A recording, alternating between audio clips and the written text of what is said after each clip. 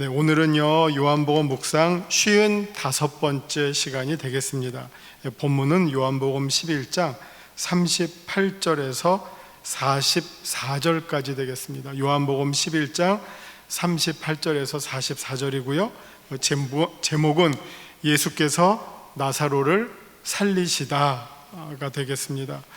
그 앞에서 아주 많은 부분을 예수님과 마르다 그리고 예수님과 마리아와의 대화로 쭉 이끌어가다가 이제 드디어 예수님께서 나사로를 살려주시는 그 장면이 오늘 이 본문 가운데 소개가 됩니다. 먼저 말씀 요점을 보시면 예수께서 죽은 지 나흘 된 나사로를 살리신 것도 매우 놀라운 일이지만 더 중요한 것은 예수님의 말씀을 하늘 아버지께서 들어주신다는 사실이며, 이는 아들이 아버지의 뜻에 따라서 이 땅에 오셨고 사역하신다는 증거가 되는 일임을 보여줍니다 하는 내용입니다. 사실은 사람들은 뭘 봐도요 그게 증거가 없으면 믿지를 않아요. 그래서 그러면 이 증거의 역할을 하는 게 무엇일까 한번 생각해 보면요, 초대교회에는 이 성경 신약 시대에는 이 사람들로 하여금 믿게끔 하는 그 어떤 사람을 믿게끔 하는 중요한 역할을 했던 것이 추천서였습니다. 추천서, 특별히 사도들이 써준 추천서, 이것은 초대교회의 사역자들에게 아주 중요한 기능을 하는, 어떻게 보면 그 입증 자료였어요. 이 사람이 어떤 사람인지를 어떻게 증명을 해요? 만약 사도 가운데 12사람 가운데 누군가가 이 추천서를 써주면 그 추천서가 그 사람이 누군지를 사람들로 하여금 믿게 해주는 마치 신분 보증서와 같은 역할을 했어요. 그래서 그 바울의 사역을 보면 많은 사람들이 바울을 공격해요. 네가 무슨 누구의 추천서가 있느냐? 그러니까 바울을 괴롭게 하는 거죠. 왜냐하면 바울은 사실상 예루살렘에 있는 사도들과 친할 기회가 없었거든요. 오히려 과거에는 아주 적대적인 사람이었다가 다메섹으로 가다가 예수님을 만난 다음에 갑자기 변신했기 때문에 이 추천서라고 하는 것은 뭔가 좀 사귐과 같이 했던 기간이 있을 때 추천서를 써주는 거지, 뭐 언제 봤다고 나 이렇게 됐다 했다고 그 말을 믿고 나 추천서를 써주는 건 아니죠. 그래서 많은 사람들이 바울을 공격을 했어요. 너 누구의 추천서가 있느냐? 그럴 때 바울이 했던 답은, 나는 예수님의 추천서를 내 몸의 흔적으로 가지고 있다. 내 몸에 있는 수많은 흔적이 바로 예수님이 써주신 나의 추천서다 하면서 그 사람들의 공격에 맞받아쳤던 것을 우리가 보게 됩니다. 사실 오늘 본문도요 나사로를 살리는 거 중요합니다. 그런데 나사로가 어떻게 살아납니까? 예수님이 나사로를 살리셨어요. 누구의 힘으로? 하나님 아버지의 힘으로. 그래서 이 말은 예수님께서 죽은 나사로를 살리셨다고 하는 것은 하나님께서 예수님의 사역에 대해서 꽝꽝꽝 도장을 찍어 주신다는 거예요. 예수님의 사역은 그냥 뭐 어디 하늘에서 뚝 떨어져서 혼자 잘난 듯이 하는 사역이 아니라 하나님으로부터 보냄을 받아서 하나님의 인정 속에서 베풀어진 사역이다 하는 것을 예수님께서 보여주심으로 말미암아, 그렇게 되면 어떻게 됩니까? 하나님 아버지께 이를 수 있는 길이 이 예수님 외에는 없다는 것에 대한 증명이 되는 거예요. 다른 길이 있을 수 없다. 이분이 바로 여러분들을 구원하기 위해서 하나님께서 보내주신 유일하신 분이기 때문에 이분을 떠나서는 아버지께로 갈 자가 없다. 그것을 어떻게 확인할 수 있느냐? 지금 이분이 하시는 일이 곧 하나님 아버지께서 승인해 주시는 일이다, 인정해 주시는 일이다. 그러니까 이게 지금 사실은 요한복음에서 아주 강조하고 있는, 계속 반복해서 설명하고 있는 내용이에요. 요한복음에 보면 뭐 표적 이게 제가 개수는 잊어버렸는데 아마 한 7번쯤 가나의 표적서부터 계속 표적이 나와요. 오병이어도 표적이고요, 길가에 날 때부터 맹인도 표적이고요, 38년 된 병자도 표적이고요, 그리고 나사로를 살리신 것도 표적이에요. 그럼 이 표적이 무슨 의미가 있느냐? 이 표적이 말해주고 있는 바는, 이 표적을 행하시는 분은 하나님이 우리를 구원하시기 위해서 보내신 분이고, 이 예수님이 이 표적을 행하실 수 있다는 일은 하나님께서 허락해 주셨기 때문이다, 이거예요. 그래서 이 모든 일이 일어난 다음에 결과가 어떻게 마지막으로 결론을 맺죠? 하나님께 영광을 돌리는 거예요. 그러면 예수님은 누가 됩니까? 하나님의 영광을 보여주시는 분이에요. 하나님의 영광을 우리 가운데 드러내 주시는 분이에요. 이게 사실 요한복음이 전체적으로 우리들에게 전하고자 하는 그런 아주 결정적인 내용이에요. 자, 그 생각을 가지시고 이제 오늘 본문 보시겠습니다. 38절. 이에 예수께서 다시 속으로 비통히 여기시며 무덤에 가시니 무덤이 굴이라 돌로 막았거늘. 자, 이스라엘에서의 그 매장 습관은 굴이에요. 그러니까 가족묘가 있어요. 그러니까 우리도 무슨 지금 뭐 어디 묘지 가면 가족 묘역이 있잖아요. 그래서 뭐 할아버지 할머니 있고 뭐 아버지 있고 뭐 이렇게 식구들 옹기종기 있잖아요. 그거는 이렇게 평지에 이렇게 있는데, 혹은 뭐 그 공원 묘지 같은 데 있는데, 이스라엘은 굴을 팠어요. 굴, 그게 자연굴을 이용하기도 하고 아니면 일부러 굴을 파기도 했어요. 거기 가면 굴이 참 많아요. 이스라엘 팔레스타인에 가면. 그리고 바위도 그게 무슨 어마어마하게 딱딱한 바위가 아니라 사암 같은 바위예요. 모래도 사암이라는 거 아시죠? 그냥 파기가 비교적 쉬워요. 그래서 굴이 많아요. 뭐 굴 속에 들어가서 살기도 하잖아요. 그래서 가족마다 굴을 파서 굴 안에 이렇게 들어가면 굴 안이 있겠죠. 그러면 이제 그 굴 안에 또 이렇게 칸칸이 구멍을 파요. 그러면 그 구멍에다가 뭐 할아버지 모셔놓고 할머니 모셔놓고 아버지 모셔놓고, 그게 이제 가족묘가 되는 거예요. 빈자리 하나하나씩. 뭐 굴 하나 파놓으면 아마 여러 가족들 다 모실 수 있겠죠. 그게 이제 매장문하고 마지막에 돌로 그 입구를 딱 막아요. 그게 이제 무덤의 장내 하나의 문화인데, 지금 나사로도 이미 그렇게 돼서 그 무덤 안에 이렇게 굴 안에 누워 있는 거예요. 우리식으로 말하면 염한 다음에 이렇게 쫙 누워 있는 거예요.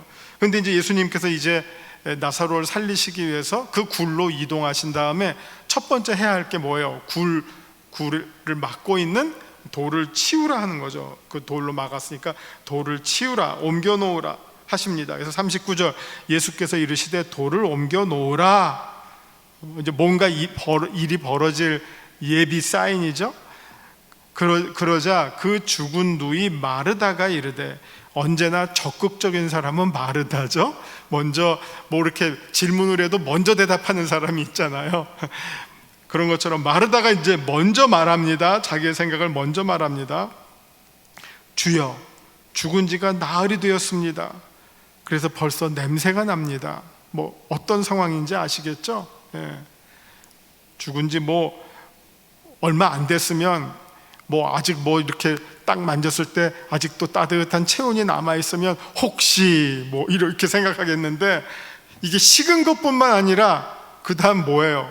식고 난 다음에 부패가 진행이 됐다는 말이잖아요. 그러니까 이 말은 죽은 지 나흘이 되었다 하는 것은, 이거 어떻게 보면 더 극적인 효과예요. 왜냐하면 누구든지 이런 상황이면 어떻게 되죠? 이거를 다시 살려? 전혀 불가능하죠. 소위 불가역성, 다시 되돌릴 수 없다는 사실을 명백하게 설명해 주는 게 나흘이 됐고, 뭐 혹시 하루면 몰라. 근데 나흘이 됐고 이미 부패하기 시작해서 냄새가 날씨는 얼마나 더워요. 그러니까 뭐 상상이 가시잖아. 이거 아마 뭐 하루만 돼도 냄새가 날 거예요. 근데 지금 나흘이 돼서 냄새가 아마 펄펄 날 거예요.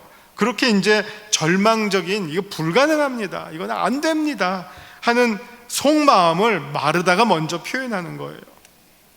거기다가 예수님께서 40절에 이렇게 말씀하시죠. 예수께서 이르시되, 내 말이, 이건 예수님의 말이, 내가 믿으면 하나님의 영광을 보리라 하지 아니하였느냐. 이 말은 지금 이 순간에는 우리가 전번에도 우리 앞에서 계속 보았죠. 예수님이 여기 계셨더라면 우리 오라비가 죽지 않았겠습니다 하는 여기에 이 마르다와 마리아가 여기에 계셨더라면이라고 계속 얘기하는데, 이 두 사람이 믿음이 있는 건가요? 없는 건가요? 믿음이 있어요? 여기 계셨더라면 안 죽었을 겁니다. 믿음이 있어요? 없어요? 있어요. 근데 어느 만큼 있어요? 요만큼 있는 거예요. 자기가 정해놓은 만큼 믿는 거예요. 이 정도면 내가 믿어요. 죽기 전에 예수님이 여기 계셔서 우리 오빠를 기도해 주셨다면 충분히 살아날 수 있을 줄 믿어요. 자기들의 정해놓은 선이 있어요. 우리 대부분 그러잖아요. 우리 믿음이 없는 건 아니죠. 다 선이 다 사람마다 차이가 있어서 그렇죠. 누구는 요만큼, 누구는 이만큼, 누구는 이만큼. 그리고 정말 진짜 믿음이 좋은 사람은 만큼이 없죠. 그냥 하나님 마음대로. 그게 진짜 믿음이겠죠? 그러니까 이 사람들이 믿음이 없는 건 아닌데 이만큼 있는 거예요. 그런데 예수님께서 거기다 대고 뭐라고 말씀하시냐면은, 내 말이 내가 믿으면 하나님의 영광을 보리라 하지 아니하였느냐? 너가 정해놓은 믿음이 있는데 그거 말고 믿음을 우리가 한번 다시 생각해 보자. 너의 믿음의 궁극적인 근거가 뭐냐? 믿음은 자기 신뢰가 아니라 하나님을 신뢰하는 거 아니냐? 내가 하나님을 이만큼 정했었지만 하나님을 믿는다고 하지 않았느냐? 그러면 내가 하나님을 믿는다면 그러면 무슨 일이 벌어지는 줄 아느냐? 하나님의 영광을 봐. 그러나 아까처럼 요만큼만 정하면 그거는 자기의 기대가 충족은 되더라도 하나님의 영광이 요만큼만 나오겠죠. 찬란한 햇빛처럼 나오는 게 아니라 밤의 달빛처럼만 하나님의 영광이 은은하게 비춰지겠죠. 그러나 하나님의 영광을 보면 비춰지는구나. 성경에 이런 데가 있습니까? 하나님의 영광을 본 사람들이 다 어떻게 되죠? 엎드려져요. 엎드려진 것보다 더 심해요. 꼬꾸라져요. 꼬꾸라져요. 그건 뭐예요? 자기의 기대를 뛰어넘어요. 자기가 감당할 용량을 넘어요. 하나님의 영광을 보면. 그래서 꼬꾸라질 수밖에 없는 거예요. 그리고 심지어 꼬꾸라지는 거 그 다음에 뭐라고 말하죠? 하나님을 보면 죽어. 그만큼 영광이 감당할 수 없다는 거예요. 내 기대치 안에서 이만큼 왔구나, 됐어, 그럼 됐지, 이게 아니라 감당할 범위를 뛰어넘는다는 겁니다. 지금 예수님께서 그 말씀을 하시는 거예요. 내 말이 내가 믿으면 하나님의 영광을 보리라. 그럼 이 말은 무슨 말이냐면, 앞에서 마르다가 22절에서 이렇게 한번 고백한 바가 있어요. 그러나는 앞에 말이 뭐였냐면은, 주님께서 여기 계셨더라면 우리 오라비가 죽지 않았었을 겁니다 라고 말했는데, 그 다음 말이 어떻게 보면 이게 자기의 의지를 뛰어넘는 말을 자기가 한 거죠. 22절, 그러나 나는 이제라도 주께서 무엇이든지 하나님께 구하시는 것을 하나님이 주실 줄을 아나이다. 저는 이게 마르다 믿음의 아주 아름다운 하이라이트라고 생각해요. 우리들이 사실은 다 누구나 자기가 정해놓은 어떤 믿음의 경계가 있어요. 근데 이 마르다의 뛰어난 점은 무엇이냐면, 그걸 생각하고 말해요. 그렇지만 거기에 갇혀 있지는 않았어요. 자, 이 정도는 하실 줄 내가 믿습니다. 그런데 혹시 이거를 넘으시더라도 나는 이루실 줄 믿습니다. 이게 진짜 믿음이죠. 이게 없었으면 아마 마르다는 이 요한복음 11장에 등장하지 않았을 거예요. 요 신앙 고백 때문에 마르다가 요한복음 11장에 등장하는 거고, 예수님께서는 바로 그 하나의 고백, 여기 계셨으면 우리 오라비가 안 죽었겠습니다 를 뛰어넘는, 그러나 나는 이제라도 주께서 무엇이든지 하나님께 구하시는 것을 하나님이 주실 줄을 믿습니다. 자기의 기대를 뛰어넘어서 하나님에 대한 전적인 신뢰, 이거를 지금 예수님 앞에서 고백을 하고 있는 거잖아요. 그걸 예수님께서 기억하시고 40절에 내가 믿으면 하나님의 영광을 보리라 하지 아니하였느냐. 그렇게 말씀하셨어요. 그렇게 대답하셨어요. 그럼 이제 앞으로 무슨 일이 펼쳐질까요? 하나님의 영광이 펼쳐져요. 누구를 통해서? 예수 그리스도를 통해서. 어떤 사건 가운데 죽은 나사로를 나흘이나 됐음에도 불구하고 다시 살리시는 그 사건 속에서 하나님의 영광이 드러나게 되는 것을 본다는 거죠. 하나님의 영광은 이렇게 정말 놀라운 기적과 같은 일이지만, 또 이 종말론에서 하나님의 영광이 뜻하는 말은 아주 가장 좁은 범위에서는 부활 사건이 하나님의 영광에 상응하는 사건이에요. 하나님의 영광이 어떻게 드러나느냐? 부활을 통해서. 왜냐하면 부활은 죽은 사람이 다시 살아나는 거지만, 우리 구원의 단계에서는 칭의 성화 다음에 영화에 해당되는 사건이 부활이에요. 부활이라고 하는 거는 여러 가지로 해석할 수 있지만, 가장 생물학적 의미로는 죽었다가 다시 살아나는 거, 그러지만 신학적 의미로는 죽었다 다시 살아나는 게 뭐예요? 또 죽을 거면 아무 소용이 없죠. 근데 이 부활이 주는 진정한 의미는 뭐냐? 이 썩을 몸으로 내가 죽고 썩지 아니할 몸으로 거듭 다시 살아나는 건데, 그렇게 된 나의 존재는 영광스러운 존재가 돼요.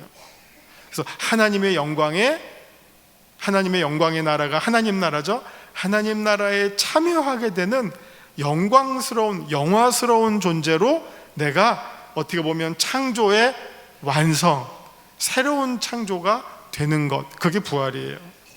그래서 지금 여기에서도 하나님의 영광을 보리라 라는 이 표현 속에는 두 가지의 의미가 함께 있는 거예요. 그러나 나사로가 다시 살아난 일은 엄밀한 의미에서 예수님의 부활과는 달라요. 왜냐하면 부활은 어디가 종착지죠? 부활은 죽었다 살아나서 이 세상으로 돌아오는 게 아니에요. 부활은 이 세상에서 죽어서 천국으로 들어가서 영원히 사는 게 부활이에요. 그래서 이 나사로의 부활은 그 완전한 부활에 대한 하나의 예표지, 이 자체가 완전한 부활을 설명해 주는 것은 아니에요. 언젠가 나사로는 또다시 죽었을 거예요. 그리고 그 다음에 비로소 완전한 부활에 참여하게 됐을 거예요. 그러나 여기에서 나사로의 다시 살아남은 완전한 의미의 부활은 아니고 하나의 부활의 흉내, 전조라고 말할 수 있겠습니다. 돌을 옮겨 놓으니 41절, 예수께서 눈을 들어 우러러보시고 이르시되 아버지여 내 말을 들으신 것을 감사하나이다. 이게 예수님께서 언제나 표적을 행하실 때 나타나는 전형적인 어떻게 보면 행동 방식, 행동 양식에 눈을 들어서 우러러보시고, 누구를 우러러볼까요? 하나님을 우러러보요. 이게 지금 예수님의 단독 행위가 아니라 하나님과 함께하는 행위임을 언제나 보여주고 있어요. 오병이어 기적에서도 떡을 들어 축사하시고 해요. 떡을 뭐 이렇게 이게 막 요리를 하면 이렇게 했겠죠? 그죠? 우리 주부들은 이 도마 위에서 이렇게 요리하잖아요. 요리하실 때 이렇게 요리하시는 분, 예? 백 누구죠? 백종원도 이렇게는 요리 안 하죠. 요리는 이렇게 하는 거예요. 근데 이렇게 떡을 들어 축사하시고 뭐죠? 우러러 하나님을 바라보시고 일을 진행하시는 거예요. 똑같이 여기서도 우러러 보시고 이르시되 아버지여 내 말을 들으신 것을 감사하나이다. 아직 나사로 나오라고 하지 않았어요. 그러나 예수님은 먼저 이 일을 시작하실 때 하나님과 함께 먼저 시작하시는 거예요. 돌을 옮겨 놓았어요. 그 다음에 나사로야 나오라 하니까 걸어 나왔어요. 그 다음에 하나님 고맙습니다, 이게 아니에요. 순서가, 예? 나사로야 나와, 나왔구나, 하나님 감사합니다, 이게 아니라 나사로 나오라고 하기 전에 먼저 하나님을 향해 우러러보시고 아버지여 내 말을 들으신 것을 감사하나이다. 항상 내 말을 들으시는 줄을 내가 알았나이다. 그 다음 말이 재밌죠. 그러나 이 말을 하옵는 것은 둘러선 무리를 위함이니 곧 아버지께서 나를 보내신 것을 그들로 믿게 하려 함이니이다. 이거 사실 예수님과 하나님이 속으로만 이렇게 대화해도 되지만 이거를 겉으로 표현하신다는 것은 사람들로 하여금 성부 하나님과 성자 하나님이 어떤 관계인지를 알도록 하시기 위해서 그들이 듣게끔 이렇게 예수님께서 말씀하셨다 하는 겁니다. 그러니까 여기서도 중요한 목적이 아버지와 아들이 하나다. 이게 지금 아들이, 그러니까 당시 바리새인들은 예수님이 아들이라고 하는 사실도 인정하지 않았고, 아들도 아닌 게 자꾸 하나님을 아버지라고 까부니까 이거 하나님 모욕하는 거다라고 예수님을 죽이려고 했는데, 예수님은 그들을 향해서, 사람들을 향해서 계속해서 아버지와 내가 하나다, 내 기도를 들어주시니 감사합니다, 이것은 내가 하는 모든 일은 아버지께서 보내셔서 하시는 일입니다 라는 사실을 계속 일관되게 가르쳐 주시고 알려주시는 겁니다. 이 말씀을 하시고 큰 소리로 나사로야 나오라 부르시니 죽은 자가 수족을 배로 동인 채로 나오는데 그 얼굴은 수건에 쌓였더라. 예수님께서 이르시되 풀어놓아 다니게 하라 하시니라. 이렇게 해서 나사로가 살아나게 됩니다. 자, 말씀 산책 볼게요. 38절, 팔레스타인의 무덤은 굴을 이용한 형식입니다.